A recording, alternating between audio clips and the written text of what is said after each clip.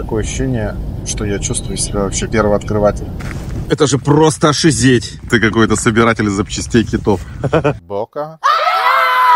Ну вы посмотрите, что творится на улицах Ушуаи. Гриб.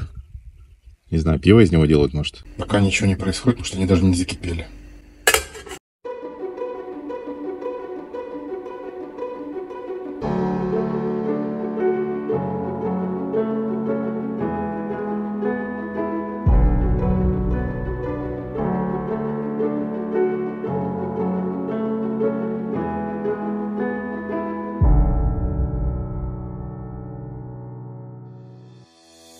Я Леонид, путешественник. Посетил 57 стран мира и более 150 городов в России. Больше года живу в Аргентине. Путешествую по стране и снимаю красоту с дрона и на телефон. У меня появилась возможность уехать из столицы на месяц и долго думал, куда же отправиться, где я еще не был. Давно мечтал побывать на самом краю света. На самом юге Аргентины есть провинция, которая даже не имеет сухопутной границы с остальной частью страны.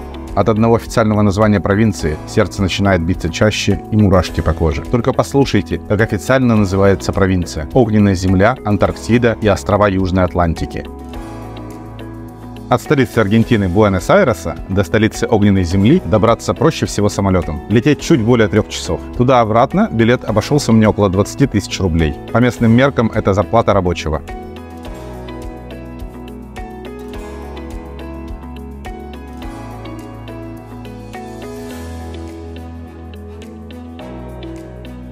Реально я сам как Магеллан.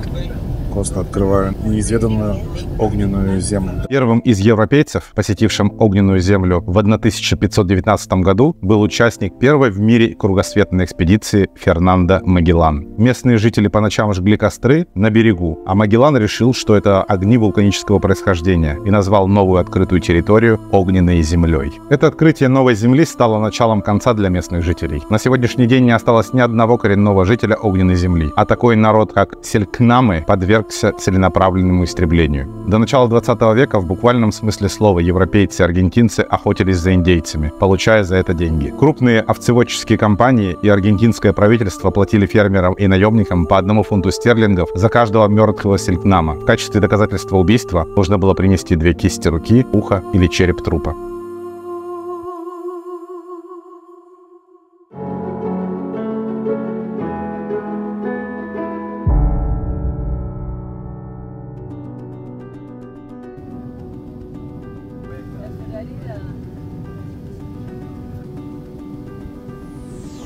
Такой симпатичный аэропорт.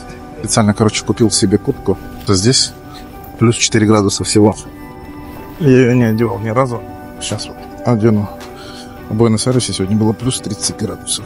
Узнаю свой чемоданчик по этой прекрасной наклейке, которую когда-то подарил брат. Я люблю Сыктывкар. Ну, какой-то фитосанитарный контроль тут, потому что это остров.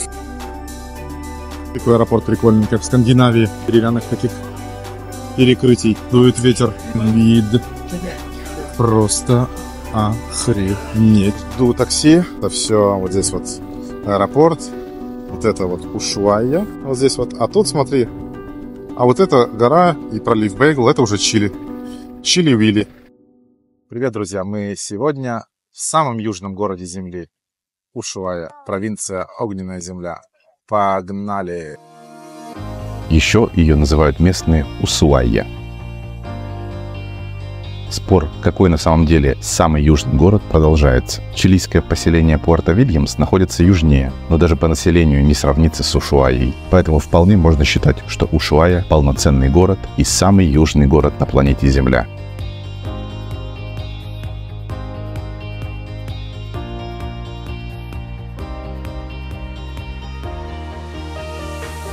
В Ушуайе аэропорт ежедневно принимает около десятка рейсов из столицы и других городов Аргентины. Отсюда до первых островов Антарктиды лететь меньше часа, а расстояние менее 900 километров. В городе есть общественный транспорт. А еще здесь такие утепленные остановки, потому что в городе очень ветрено. Здесь можно спокойно подождать автобус, и тебя не сдует. Кстати, тут действует единая система проезда Субы. Казалось, что все работает. По всей стране это карта Субы, на метро, на электричке, на автобусе. Это очень удобно. Проезд по городу 80 песо. Я заметил, что тут часто пассажиры без карт просят кого-нибудь карту, чтобы оплатить проезд. Им никто не отказывает. А еще на Униной земле нетленным остались раритетные автомобили, не только европейских брендов. А это, пожалуй, самый шикарный Мерседес, что я видел. Это просто какое-то невообразимое. Он уже никуда не едет и не поедет. Этот старичок находится в таком прекрасном месте с видом на панораму Ушуаи. Отсюда видно весь город. И смотри, вон здесь аэропорт и дальше горы Чили. Также хорошо сохранились автомобили Советского Союза. Встретить такое на краю света немыслимо. Кто и как их привез сюда? Чего-чего я не ожидал здесь увидеть, так это автомобиль ГАЗ на краю света. Вот так вот. В каждом маленьком городке можно встретить достопримечательность из СССР. Покатался на такси, поболтал с таксистами.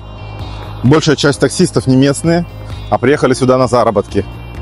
Приехали из городков типа Тукумана на севере страны, где есть только сезонная работа по сбору лимонов и апельсинов. А здесь в Ушуае им предлагают постоянную работу плюс подработка такси. Ушуая – это город-порт. Ежедневно сюда прибывают десятки больших океанских лайнеров. Здесь они в последний раз пополняют запасы и отправляются на пару недель в сторону Антарктиды. Круиз на подобном лайнере будет стоить от $5000 за одну койку в двухместной каюте. В среднем проживание одного человека на корабле стоит от $400 в сутки.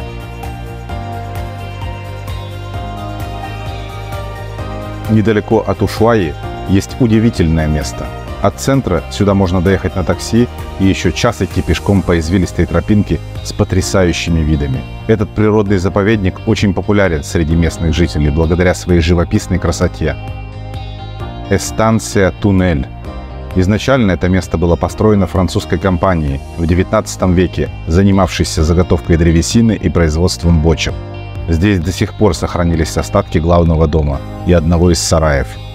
Территория Эстансия Тунель также признана местом важных археологических находок. Здесь очень необычные облака, я таких еще никогда не видел. Вот облако, летающая тарелка.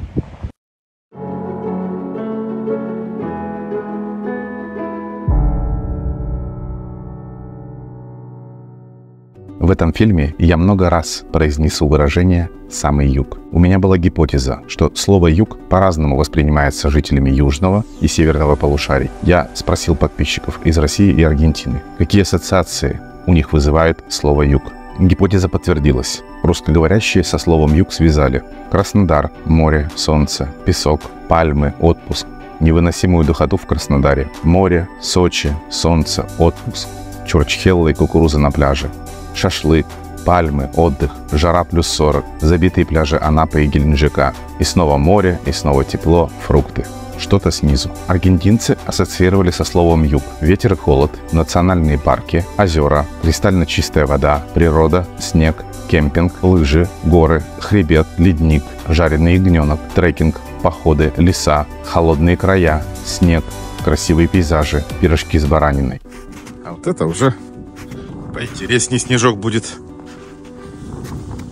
Уверен, что часть аргентинцев есть, которые ни разу никогда не видели снег в природе. Вывод. Все в мире относительно.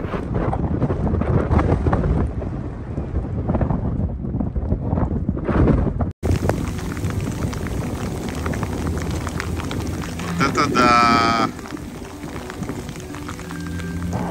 Да, кстати, что по погоде? По погоде здесь сейчас весна, переходящая в лето. Температура не будет повышаться выше 17 градусов. Очень редко, когда бывает плюс 20. Зимой не редкость, минус 15-20 градусов. Но все равно это не сравнится с нашим русским севером, где температуры там, в Сыктывкаре, например, зимой 25 постоянно. Кстати, климат в Ушуае по местным меркам суровый. В горах рядом с Ушуаей снег не тает даже летом. Времена года тут отличаются от северного полушария. Зима с 20 июня до 22 сентября, лето с 22 декабря до 20 марта. В общем, от Ушуаи у меня пока смешанные чувства. Немножко напоминает Рейкьявик, немножко Мурманск. Но все дома выглядят очень хорошо и все обшитые сайдингами. Я так понимаю, из-за сильных ветров здесь просто будет такой сквозняк, если делать из дерева или не обшивать. А вообще лето на огненной земле условное. Пока в столице Аргентины плюс 30 каждый день, здесь с утра может светить солнце, потом разразится снежная буря. Просто фантастически. Уже 3 раза включали электричество и снова включали.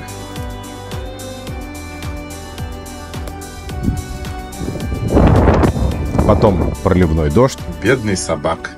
В такую погоду хороший хозяин даже собаку не выпустит погулять.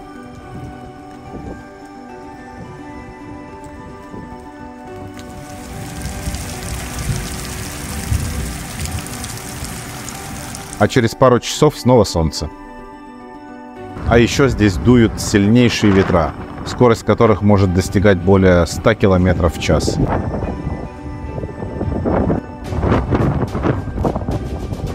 Из-за сильных ветров я даже не смог полноценно поснимать с дрона. Здесь летом на самом юге страны белые ночи. На часах 21:30. В Буэнос-Айресе уже давным-давно темно. А здесь еще полноценный день. Долгота светового дня достигает более 17 часов. Сейчас 10 часов вечера, здесь белые ночи. Вот мой домик. Пришлось на 2-м этаже в спальне купить пищевую фольгу и заклеить. Потому что спать, конечно, невозможно, когда солнце. Это как у нас на крайнем севере летом. С белыми ночами все понятно. А что с ночной жизнью? Пойду изучать ночью местную фауну и флору. Так. Местные ребята подошли и с собачкой своей во что-то играют. Оля, привет. Как тебя зовут? Да я ж тебя кормлю. А ребята местные покупают что-то в магазине. Hola, ¿qué tal? Soy ruso. Hablo español un poco. Hola. ¿De Rusia? Ah, sí. ¿Para ti? Para Milei, yo. ¿Milei? Puede ser. Sí. No sé. Porque en Rusia, en mi ciudad de origen, tenemos 25-30 grados menos. Sí. Menos 5, 10. Menos 5, menos 10. Oh, otro, absolutamente otro. Sí. Pero acá la nieve se pone... Sí, como en Rusia, sí, como en Rusia. Вот такие у нас сугробы, и ребята объясняют, что здесь очень много сугробов, и я говорю, что у нас минус 25-30. Elegí un equipo. Sí. River o Boca. River o Boca, no sé. Yo tengo que elegir. Sí, Boca. ¿De dónde es Boca? De acá. ¿De acá? De Argentina. ¿De qué provincia? Buenos Aires. Ah, sí. Sí, yo vivo en Buenos Aires, en Núñez. ¿Núñez? Yeah, en Núñez. Sí. Cerca de este estado. ¿Estadio Monumental? Sí, cerca. Ruso idioma.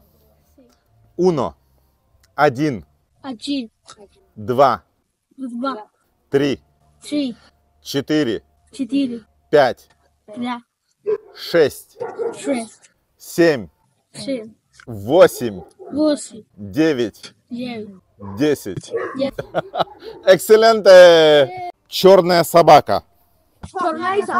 Из беседы с ребятами я узнал, что они обожают футбол, и каждый болеет за свой клуб. А еще они разбираются в политике и точно знают, за кого они бы проголосовали на выборах, если бы имели право голоса.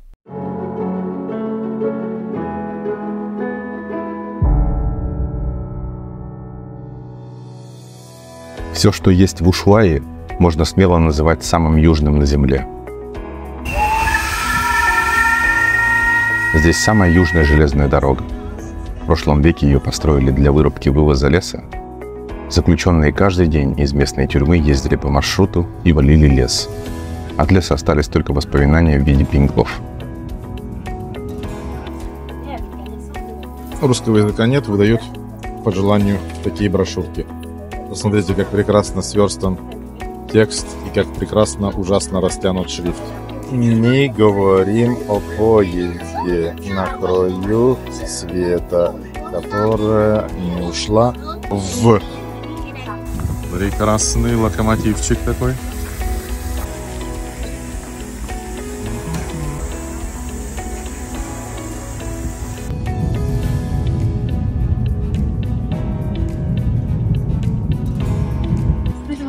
Самая южная точка почты Аргентины здесь находится.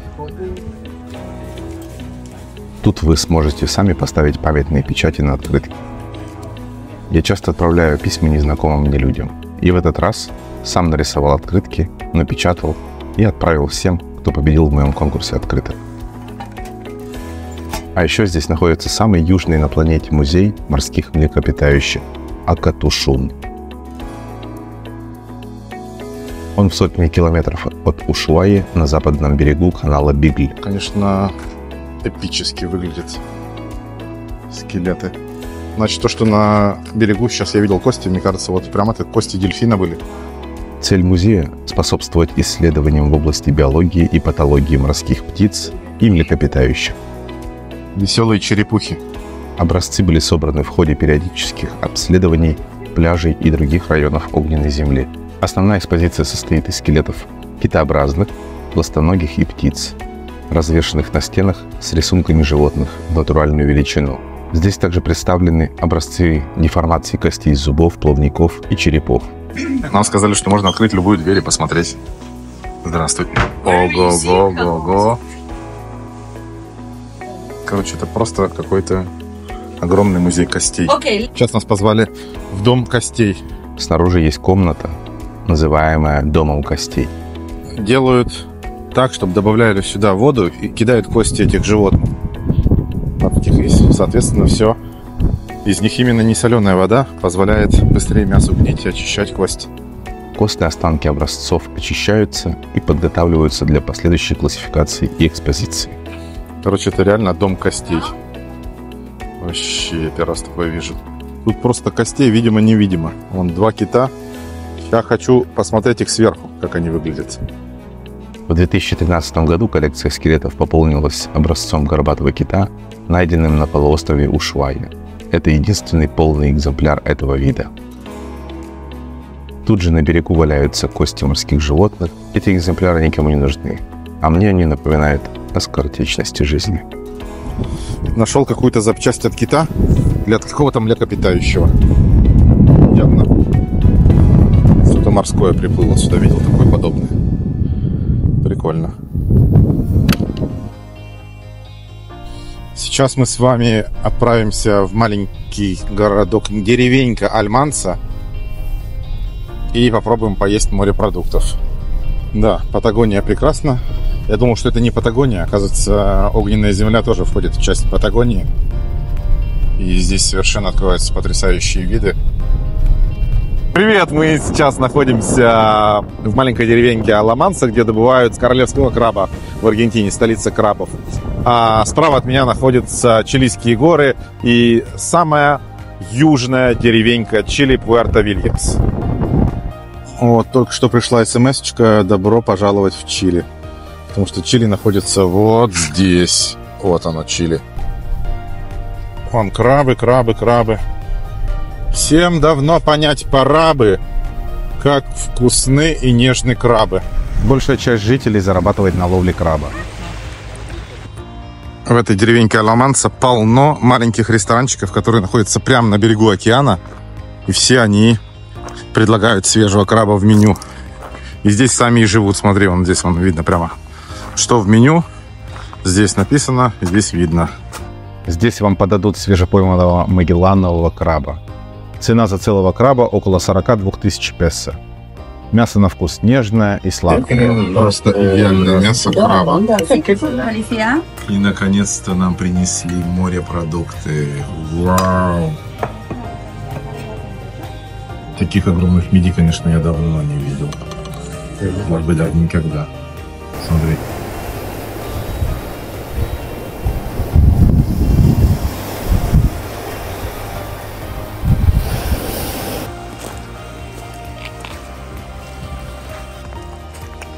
Играй гармонь. Это часть кита. Гуляем по пляжу и смотри, что нашел. Это же просто ошизеть. Вот по такому рисунку это понятно, что это морской котик. Я видел в музее.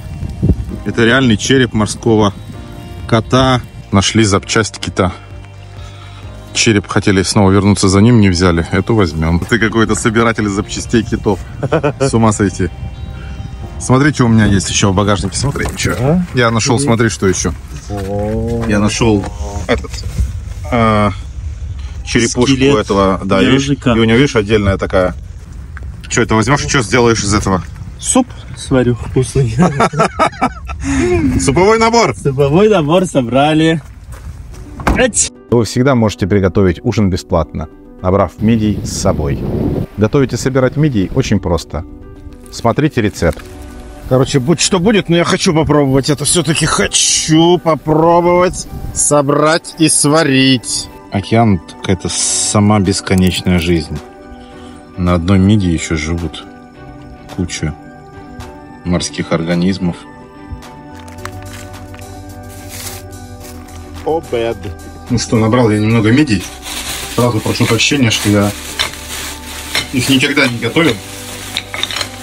Не знаю вообще, как их готовить, но посмотрю на YouTube пару рецептов. Посмотрим, что из этого будет. В общем, рецепт гласит, что надо сначала их помыть. А пока я приготовлю чесночок меленько. И уже там за несколько минут до готовности брошу туда чеснок, немного сливочного масла. Пока мыл, чистил мидии, даже нашел маленького крабика. Прикольно. Так, здесь у меня лимон, чеснок, розмарин, немножко мидии. Кастрюлю можно брать, это и специальная кастрюлька, в чуть-чуть кипящий воздух. Я ее окунаю сюда, докидываю остаточки, ну, щепотку розмарина. Да и все. Слышу, что уже кипит бульон. Так, уже что-то открылось из них. Ну, короче, я выключаю.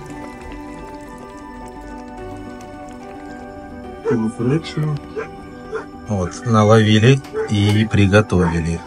Я заметил, что даже здесь, где встречаются воды Тихого и Атлантического океанов, местные практически не едят рыбу.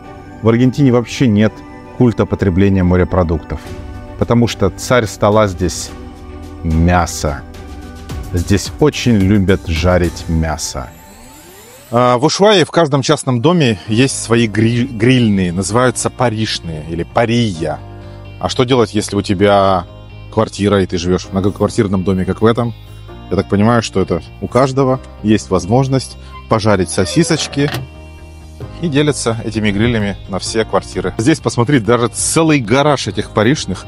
Я так понимаю, что у каждого своя. Делают из нефтяных бочек, выходят всем домом и жарят шашлык. Интересно, в России у нас такое когда-нибудь будет?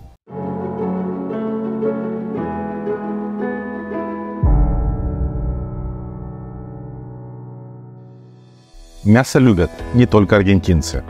Ушуая – город бродячих собак. Здесь бродячие псы очень ласковые. Кстати, только по одному виду собак можно понять здешний климат. Чем холоднее, тем больше собаки и гуще их шерсть. Такая линька у собак. Сразу видно, что здесь зимой холодно. Какие глаза красивые у тебя, маленькая ушуайка. А вот эту собаку зовут Лайка. Сейчас только что поговорил с местными, и они говорят, это Лайка. А я говорю, что Лайка — это популярное русское имя у собак. Лайка! Лайка! Лайка очень ласковая. Меня только что угостили мато самодельным. Мы разговариваем про путешествия и про то, как здесь классно живется. Да, о собаках с хозяевами тут тоже позаботились. В Ушуае есть все, как в самом настоящем столичном городе. Вот место для сбора какашек собачек. Из мира животных перенесемся в мир растений огненной земли. Растения тут очень похожи на наши. Одуванчики, лютики и клевер – все как у нас. Не смог проехать мимо. Просто посмотри, какие классные необычные кусты с какими-то цветами. Что это такое вообще? Это что за космическое? Вот, например, чилийское огненное дерево. Действительно похоже на языки пламени. И снова что-то непонятно растет. Ну что это такое, ребята? Подскажите мне, пожалуйста, ну что это? А это космическое растение называется индийский хлеб. Гриб индийский хлеб, который паразитирует на стволах и ветвях деревьев на юге Чили и Аргентины. Гриб съедобен в сыром виде. Я-то знаю, что все грибы съедобны. Правда, некоторые только один раз. Офигеть, чего нашел на краю света. Это же какая-то приправа у нас на даче росла. Любис так называется. Такая вкусная. Не знаю, как ее по-другому называют. Казалось бы, это ж черная смородина. Да и пахнет почти так же. Но все же отличается. Местные называют ее сарсапария. Лечебное растение. Из ягод делают варенье и напитки. А это похоже на нашу клюкву. Только листья очень острые и колкие. Местные называют ее муртия. А Википедия говорит, что это мирт чилийский или угни малины. Тоже лечебное и съедобное растение. Ну, не похоже на клюкву, но ее столько много. Просто сойти с ума. И такая крупная. Вокруг Ушуаи расположено несколько больших природных парков. Это горы, озера, реки и леса, простирающиеся на сотни километров. За моей спиной горы Чили и Ушуайя. А я иду в горы. Иду трогать снег.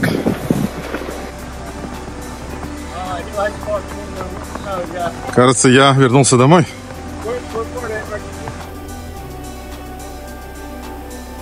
Тут столько растений, которых я никогда не видел в жизни. Очень плотное, что-то как камень, но это же растение. Как шкура. Отсюда вот хорошо видно Ушуайю и аэропорт.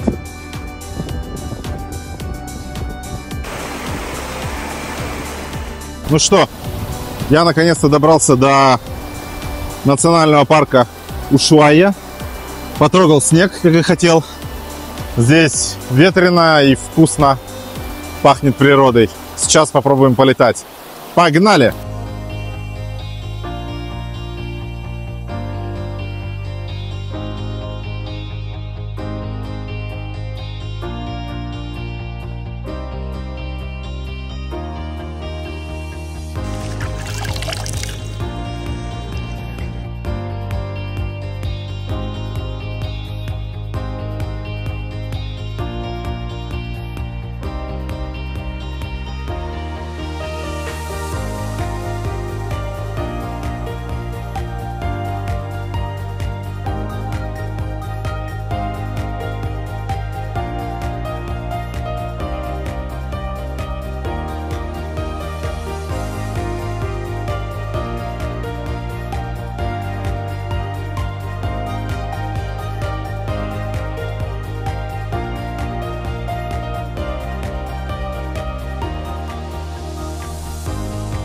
Я так увлекся съемкой национальных парков с дрона, что случайно пересек границу с Чили.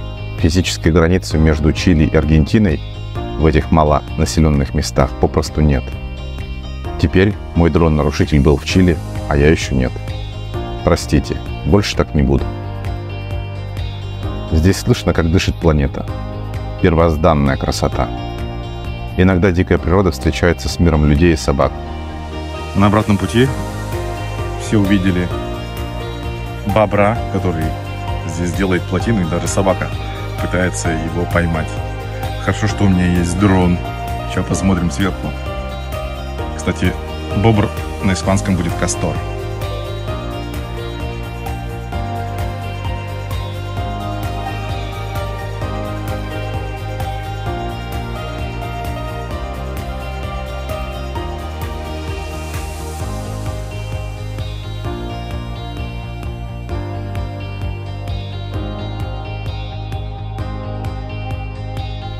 А иногда природа забирает себе навсегда что-то из мира людей.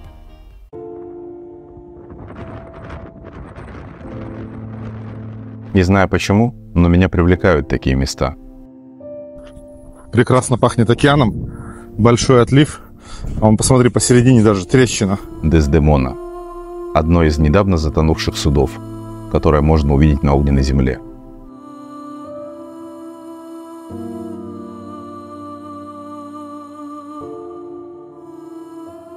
Оно находится в Кабо-Сан-Пабло, недалеко от города Рио-Гранде. Это случилось в ночь на 9 декабря 1985 года. У судна возникли проблемы с двигателем. Оно попало в шторм и врезалось в скалистую отмель. Вот уже 40 лет, обдуваемая всеми ветрами, Дездемона стоит на мели и постепенно разрушается.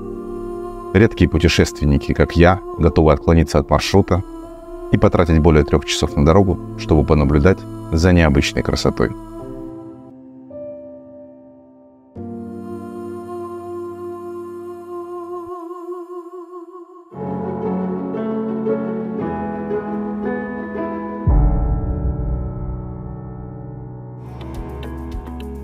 Кроме столицы огненной земли города Ушуайя, на острове есть несколько населенных пунктов.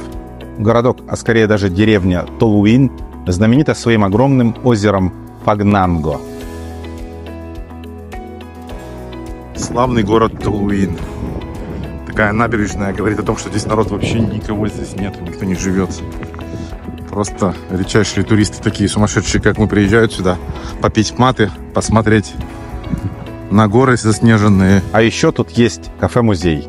Такого большого музея игрушек и предметов старины я еще не встречал. Музей бесплатный для посетителей кафе. Отличное кафе, много-много всяких игрушек старинных.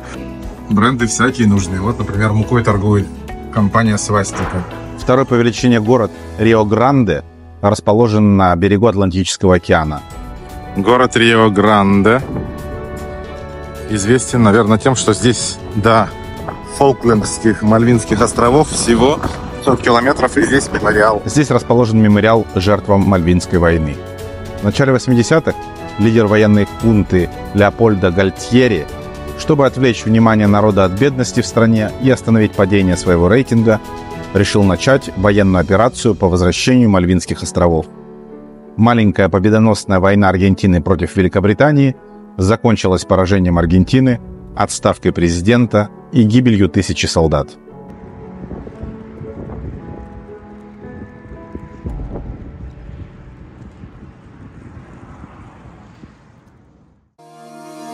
Мне с детства было интересно, а что если проткнуть землю насквозь в точке, где я стою?